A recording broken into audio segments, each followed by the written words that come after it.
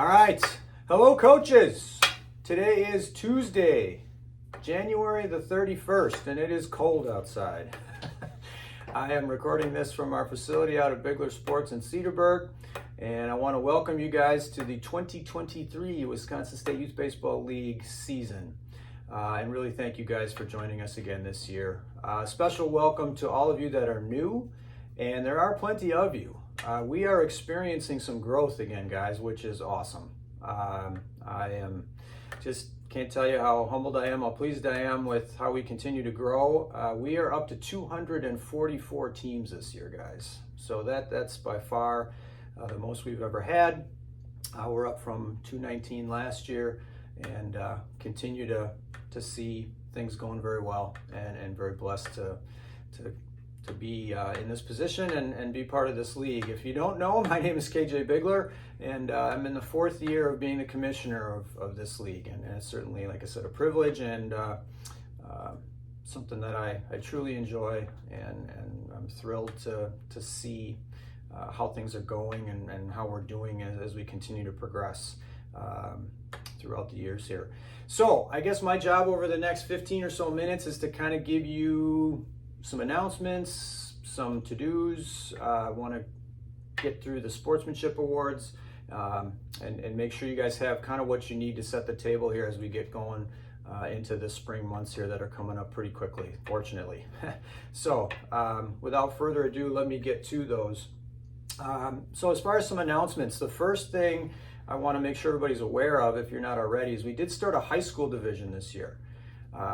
Kind of morphed from something I started last year through Bigler Sports, actually probably 3 or 4 years ago now, and we're going to migrate it over to the WSYBL. So it's again going to be maybe a little bit smaller this year, but something we're going to get off the ground this year and continue to look for that to expand and grow as more people find out about it. So please spread the word. If you are still interested in joining us, if you have anybody in your community, or you guys have a team at the high school level that you're looking to play in this coming summer, that is something we are doing. Jeff still has it out on the website, and you can register between now and February 15th yet if you'd like to join us. We should have somewhere between 5 and 8 teams at each level. We're kind of looking at a freshman/JV level, and then kind of a JV/varsity level. So 2 different groups that we'll be putting together at the high school level this year. And I'll kind of be at the helm of that myself. And if you guys have any questions over the next several weeks about that, please don't hesitate to get a hold of me personally. Secondly, we are going to be coming up with a new logo. This league started back in 1996, and nothing wrong with the one we currently have, but I think it might be time for a facelift, and we're excited to tweak the logo that we're going to be moving forward with, and that's something that we're pretty close to having in hand and being able to show you guys or announce. The other thing is the website. We're going to want to put a little bit of a facelift to that as well, and add a few things, add a little upgrade to that as well. I know we kind of talked about that even a little bit last year, and it is taking a little bit longer than we wanted, but we're definitely committed to that, and that's something that is going to happen as we move throughout this year. So excited to have some of those things going on in the background, and kind of where we're headed on some of those things as we move forward with this league. So I want to make sure you guys are aware of that. So next thing I want to do is kind of get into kind of how our league operates really quickly, especially for you new guys. I think you're all aware that we're an organization made up of a board, and there's 11 of us total, 10 others and 11 including myself. And to me, guys, I think that's what makes our league strong. It's not just me or one person at the top making all the decisions. We have 10 other guys that are very committed, that are very dedicated, that are very knowledgeable, and we're able to come together and make these decisions as a group, which I think, again, makes our league what it is. It makes it stronger to have some other voices that are coming through as we meet throughout the year and talk about things that crop up, whether it's a rules issue, whether it's adding something to our league or changing something. And you guys have a little bit of a voice in our league as well. You know, we do a president's meeting every year and make sure we're communicating with the top of each of your organizations, and we really do value your input and feedback into this thing as well. So again, I think that's what I love about this league and what does make us stronger. And I want to thank all the guys, those 10 guys, for doing what they do. They are tremendous. They do a phenomenal job, guys, and all of them have been with us for 3 years now, other than just a couple who I'll mention by name in just a second. But they all add quite a bit. They're all very experienced and knowledgeable, as I mentioned. So I want to thank them for their efforts, and rather than just rattling them off by name, I know they're all out on the website, and you guys are obviously well aware of who your coordinator is at whatever age level you're at. You can certainly go to the website and find out who the others are as well. The one guy that is new would be Nate Lucas, is joining us at the 8th grade level this year, taking over for Steve Lucas, who was one of our longstanding members that moved out to North Carolina. But Nate is already getting his feet wet and doing a phenomenal job with the 8th graders. We also added Adam Berg this year to the board, and I think one of the things that when I came in 4 years ago, guys, that really I thought was the most important thing when it comes to the league in general, and how important it is to make sure that the divisions are set correctly, if you know what I mean. And you know, in this A, B, and C division type situation that we're in, and making sure that you guys are playing at the appropriate level. And I think you guys would all agree that that's really important that we nail that, because you certainly don't want to go across town and either get beat or beat a team by 20 runs and be in the car for longer than you are on the field. So I think Adam has come in and kind of helped the coordinators in whatever capacity they feel could use or need some help to make sure that we get these divisions correct. And again, with all the growth we've had, I think it's come out pretty well, very well again this year, and I appreciate Adam's help with that. The other two guys I need to mention, Everett Bud Beebe is our UIC. He's our umpire-in-chief. Not only does he do a tremendous job with that, guys, and as you know, that's a difficult job, but he also has, in the last couple years now, been instrumental in helping us get this umpire clinic off the ground.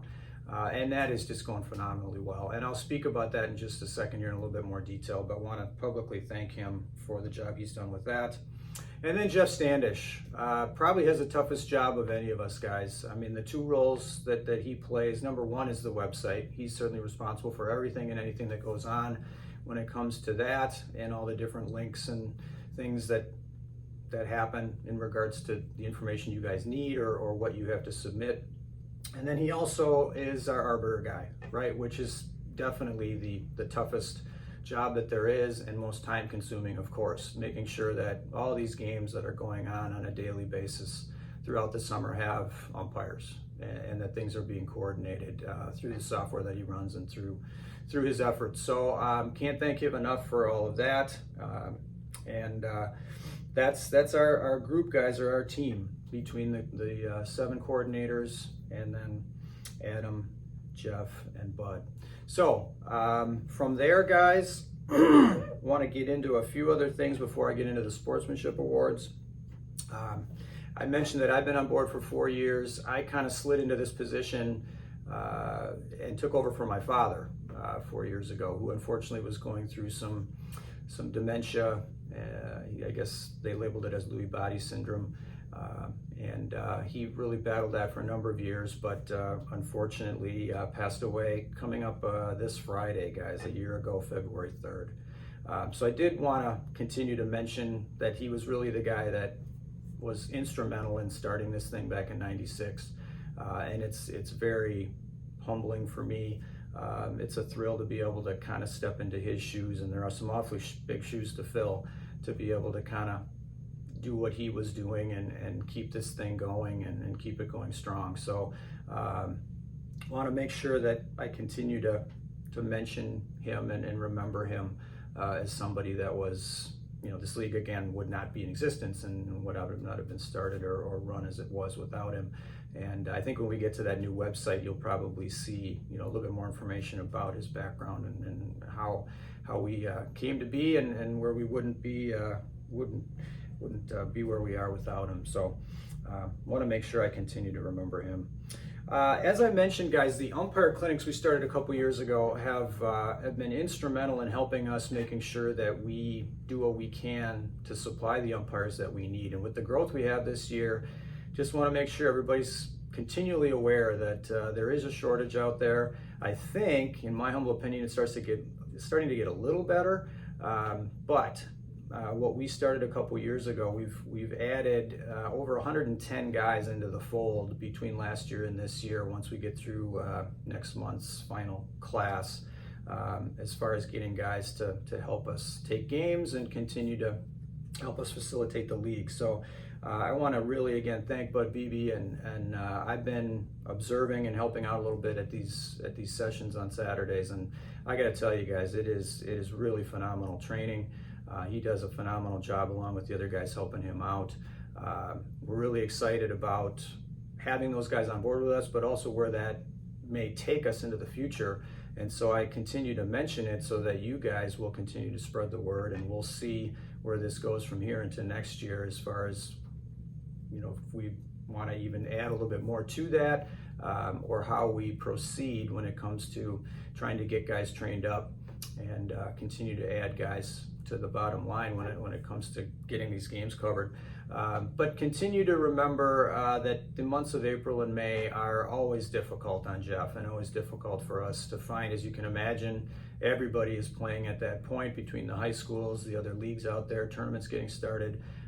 So it is a tough job. So we will continue to do everything we can to make sure that your games get covered. The one thing you guys need to continue to do for us is to get those home schedules in. I know Jeff had let us know, I think as of yesterday, we had about 140 of you that have turned in your home schedules so far. So we're still missing over 100 teams out there that have not submitted their home schedules yet to Jeff, so that we can get it into that arbiter system, guys, so that these umpires can start taking your games.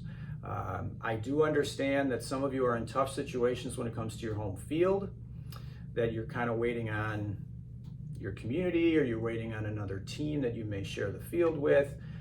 Try not to let that deter you. Continue to make sure that you at least submit when your games are going to be, and it may be a TBA situation as to where the field might be exactly in your community, but I think it's best that we do get those sooner rather than later to get them into the system, and then can always reverse engineer and go back to the field location if necessary. Obviously that's not ideal, but again, it's paramount that we get those schedules off to the umpires, because they're signing up for games as we speak. And especially as we get into February, it's going to get really important that you get those to us, guys. So wanted to implore you to do that as we move forward. The last thing I want to mention before we get into some sportsmanship stuff is to just talk about it directly, guys, before we announce the winners. Something that my dad started and we've continued to do each year, and I continue to echo what he did, is the importance of sportsmanship and how we want to conduct ourselves, guys, as coaches out on the field, and how important our roles are with these kids and in the communities. First of all, I commend you guys for doing what you're doing. I coached for 14 years at the high school and college level. Coached youth baseball in between, and still do today. It's kind of humbling to have my own 14-year-old son, actually, just the one son now, but I think both will be involved next year in the WSYBL, and be doing some coaching on the side myself in the league. So it's pretty cool to see it come full circle. But I do understand both sides, right? I've been there. I know how frustrating it gets when a call is made or when things aren't going your way, and you're a competitor, and you kind of tend to shift or let that get to your emotions, or get more important, or become more important than what your role truly is, and how important that it actually is at the time, and certainly afterwards. So nobody's more of a competitor than I am, you guys. I don't know how well you know me. I'm pretty mild-mannered for the most part, but when I'm competing, nobody wants to win any more than I do. Just ask my 3 kids. I don't let them beat me at anything. Ever since they were born, they will let you know. Even if they're my own kids, I don't let them win. So I understand when it comes to competing, and that's part of our job, right? Is to go out there and compete and play to win. But at the same time, guys, please understand that's not the most important thing. that we are always being watched, and that our role is more important than we know, than we understand. And I think I need to continue to remind myself of that as well, because I think the impression that we make on these kids and what we're able to offer them as a mentor, as a teacher, as a friend to these kids that really, really need it, some of them much more than others. But I don't think we understand the role that we can play, and that we really ought to be playing, being in the role that we're in as a head coach of a team, or even an assistant. It really does make a difference, guys. So I just want to implore you, as you get through your practices this winter and get out on the field this year, to continue to remember that. And I do want to commend all of you, and so many of you that have won these awards or got votes for these awards or do a phenomenal job with what I just mentioned, because it does make a huge difference, guys. And it's really what drives me in everything that I do through Bigler Sports and what I do through this league, because it is so important, guys. So please take that message to heart and continue to remember that as we get through this season. So the last thing I want to mention quickly, guys, is congratulate and kind of rattle off the 25 different winners that we had at the 7 different age levels that we have. As I just quickly mentioned before, we did have a lot of other guys get votes for these awards. We've got over 20 communities represented inside these awards, which is awesome. And I again want to commend not only the guys on this list and that are receiving these awards, but guys that got votes or are doing the job that I just talked about or mentioned. Again, many thanks, guys, as we move into this year, and for these guys last year that'll be receiving these. I will have these in hand this week, and I will have to find a way to get these awards to you, gentlemen, whether it's through the presidents of your league, or if we need to reach out to you personally to make sure that you receive these. That's what I need to make sure that I do as we move forward here over the coming weeks ahead. So at the 2nd grade level, and please forgive me, guys, if I do pronounce these names wrong, Chris McLean from the Brookfield Central Junior Lancers, Corey Knickram from the Fort Atkinson Junior Blackhawks, Matthew Sansagan, sorry Matthew, from Hartford Orioles, and Jeremy Dewell from the Oconomowoc 5-O's Navy team. Congratulations to you 4 guys at the 2nd grade level. At the 3rd grade level, CJ Batchelor from the Muskego Warriors, Ian Gonzalez from the Landon Stonemen, Jason Strobel from the Kewaskum Tribe, Ed Rindall from the Oconomowoc 5-O's Navy team, and Nate Honstein from the New Berlin Heat. So congratulations to you 5 guys from the 3rd grade level. At the 4th grade level, Carlos Ortiz from the Mequon Boss team, Joe Lonasak from the Kettle Moraine Junior Lasers, Joe Malstad from the Jackson Jayhawks, and Nathan Kepke from the New Berlin Magic. Congratulations, guys, to you. At the 5th grade level, Justin Eigner from the Merton Mavericks, Mike Hager from the Cedarburg Mercs, and Fernando Santiago from the Tosa West Junior Trojans. Congratulations to you. At the 6th grade level, Matt Kazchak from the Muskego Warriors, Andy Melvin from the Pewaukee Pirates Red Team, Gary Garleski from the Menominee Falls Junior Phoenix Gray Team, and Andy Call from the Richfield Rage. Congratulations to you 4. And at the 7th grade level, guys, Kevin Rocker from the West Bend Thunder, TJ Knoll from the Brookfield Central Junior Lancers, Bill Lozier from the Kewaskum Tribe, Brody Vance from the Germantown Junior Warhawks, and Greg Schaefer from the Grafton Junior Hawks. So again, congratulations to all of you gentlemen. What to me means more than anything about those awards are they're being voted on by your peers. They're being voted on by the fellow coaches that you're doing battle with, that you're going up against, and being recognized by them as somebody that stands out. So again, want to make sure we really congratulate you guys and acknowledge the job that you guys are doing, not only on the field, but off of it at times, and during the games themselves and during the competitions. Again, want to thank you guys for being a part of our league this year. I want to wrap this up. I think the next step, guys, is you'll be hearing from your coordinators, if you haven't already, over the next couple of weeks.